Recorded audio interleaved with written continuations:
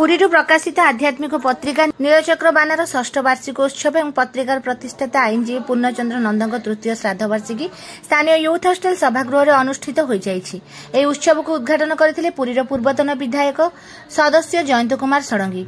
Doctor Kamalkant मिश्र सभापतित्व आयोजित यह उत्सव में ओडिया भाषा प्रतिष्ठान ओडिशार प्रथम निर्देशक डॉक्टर कैलाश चंद्र टिकायत राय मुख्य वक्ता, सम्माननीय अतिथि भाव डॉक्टर प्रतिमा राणी मिश्र षडंगी, प्राक्तन कुलपति खलिकोट विश्वविद्यालय कर्नेल प्रफुल्ल कुमार महांती, श्रीमंदिर परिचालना कमिटी सदस्य मधुसूदन सिंघारी, प्रियपत्र संपादक विपिन बिहारी दलाई, वरिष्ठ साहित्यिक शिवसुंदर मिश्र, वरिष्ठ आईनजीवी Digdarshan Pattnaik, Puri urban cooperative bank निर्देशक उमाकांत नायक एवं बीजेपी सरधाबाली मंडल पूर्वतन सभापति संजीव कुमार मुखर्जी उपस्थित रही नीलचक्र बानार समयोपयोगी प्रकाशन एवं आध्यात्मिक अनुभव प्रचार प्रसार दिगरे भूमिका को प्रशंसा करने सहित यह उत्तम प्रयासर चिंतानायक आईनजीवी पूर्णचंद्र नंद को साधुवाद जणाइथिले।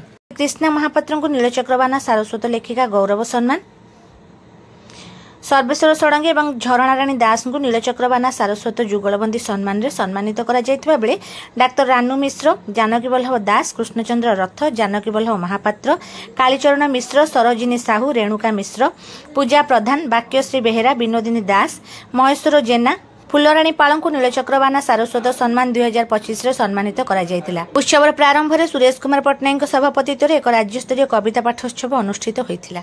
एही कविता आसर को संयोजना करथिले आशालता प्रधान एवं प्रवासिनी मिश्र।